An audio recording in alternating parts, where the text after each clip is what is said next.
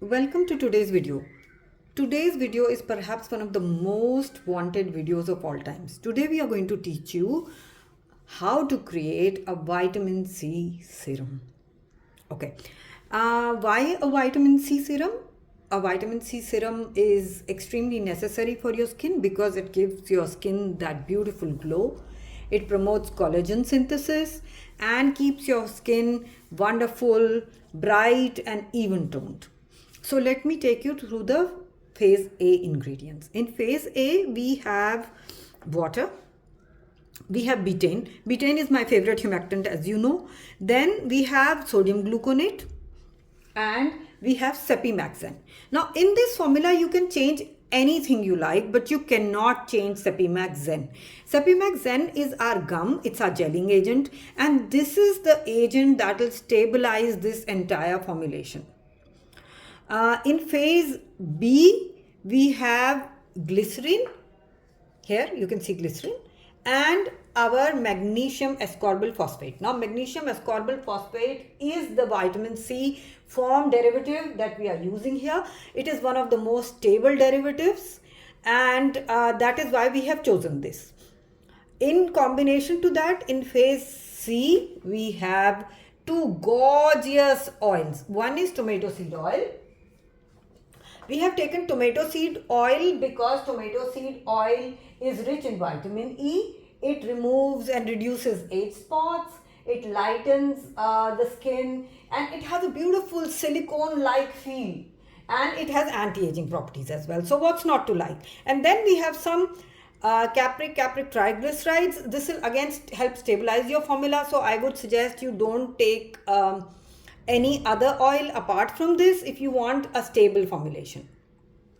As you can see, we've chosen a amber colored pumpable glass bottle. Now when you are creating a vitamin C serum, it becomes extremely necessary to pack it in something which does not come in contact with air, and therefore of course you can pack it in any bottle you like, but I would highly suggest you use a pumpable bottle. So let's get started with phase A.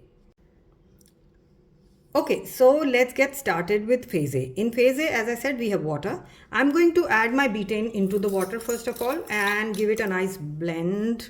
In goes the betaine.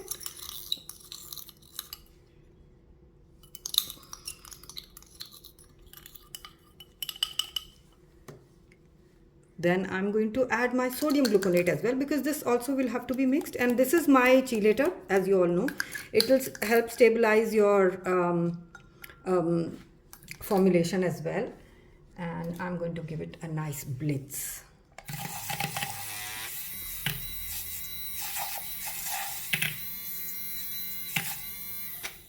So now that these two ingredients are incorporated, I am going to add my cepimaxane.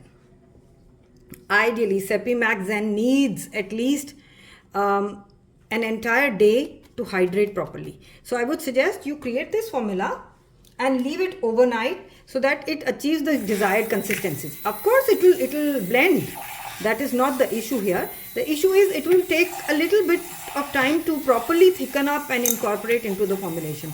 So I would suggest you leave it overnight at least before you bottle it up. So our zen is also incorporated. Please do not worry about the bubbles. They'll all disappear by the next day.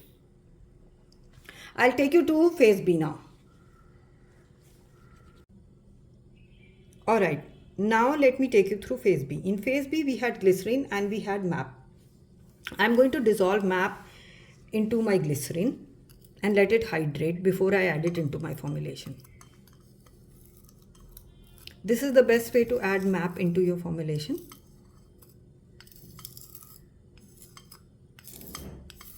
Of course, we'll have to do a pH testing because MAP works best between a pH of 6 to 7. So although this seems like a high pH for a vitamin C serum, with MAP this works.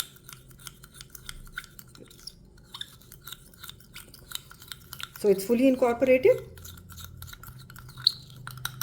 Now let me add my phase C ingredients into my phase A and then add my MAP, and we are almost done with the serum.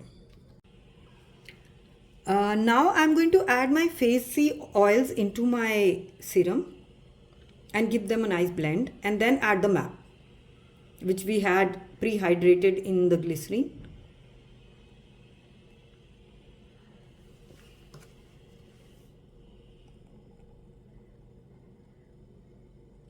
So both our tomato seed oil and CCTG are inside.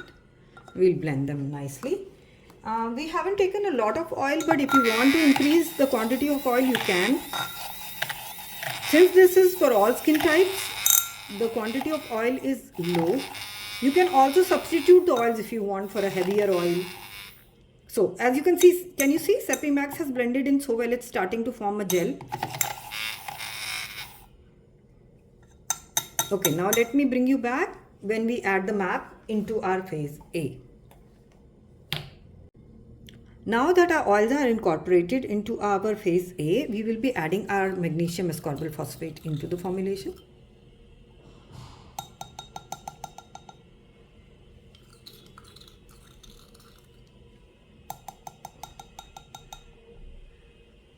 I would suggest that you use only the suggested proportions of map. If you use more or less is fine probably, but more, I cannot say how stable it will be. At the formulation, what we've given is tried and tested, and it's a stable formulation.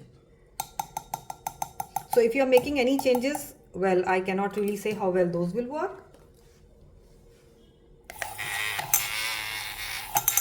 Blend in the map thoroughly into your formulation. This is one of the most important steps of the entire serum making process.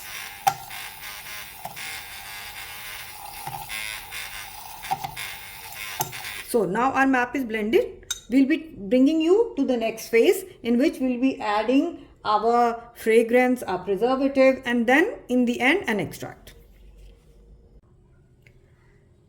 Let's start with phase D. Now in phase D, we have capryl glucoside, which is our solubilizer. Then we have fragrance oil. We've taken an orange fragrance oil this time because I wanted vitamin C to have that fresh, beautiful smell, and we have taken our preservative. We will first mix our fragrance into our capryl glucoside because I want it to solubilize properly before I add it into my serum. So I'll just mix it. And mix it, even if it turns a little cloudy, keep mixing, it generally clears up. So we'll just mix this thoroughly. And then there's our preservative. So now we'll be adding this into our phase A.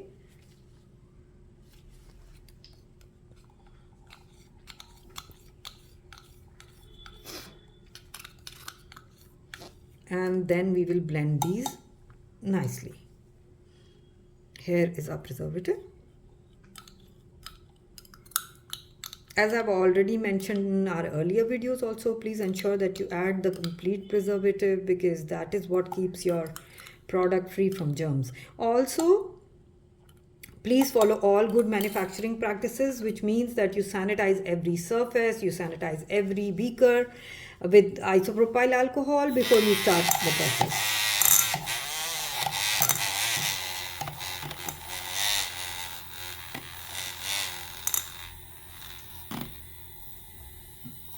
So we've given it a nice blitz. Everything is incorporated well into my formulation now. Now we'll be adding the phase E ingredients and then we will check the pH. So let me bring you back for that. Here are our phase E ingredients. In phase E, I have taken alpha arbutin. There is beta arbutin as well, but we are taking alpha arbutin, which is a better version of arbutin. Arbutin is going to help you even out the skin tone, lighten the spots, and in conjunction with that we've taken licorice extract. Now why? There is a reason why we've chosen licorice, because licorice has calming, soothing, skin tone evening properties, and I think both of these work wonderfully on the skin in terms of helping your skin glow, making reducing the age spots. I'm not saying they'll disappear, but you may notice a reduction in the pigmentation if you have any, or any age spots, but that will come with consistent use of the serum. So give it a shot. So we'll add our extract first. and then add our alpha-arbutin.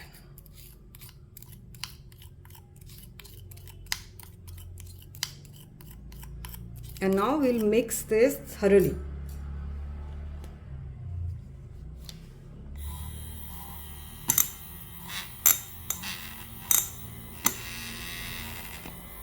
This serum does require a little bit of blending, but it is worth the effort.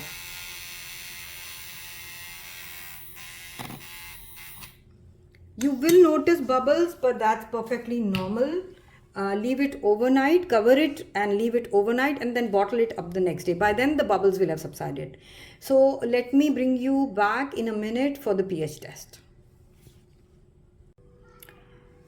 Okay, as you can see, the pH is now at 6.5. You can adjust the pH in case it's higher. You can drop it with citric acid, or if it's lower, you can bring it up with an NaOH solution. So my serum still has a lot of bubbles, as you can see. So I'm going to just cover it with a sanitized foil and keep it overnight till the bubbles settle down, and then we'll be packaging it in this beautiful pump bottle. Congratulations, you learned how to make a beautiful vitamin C serum with arbutin that has skin lightening properties. So enjoy making this serum, and you can buy the ingredients at our website. Happy formulating and see you soon. Bye.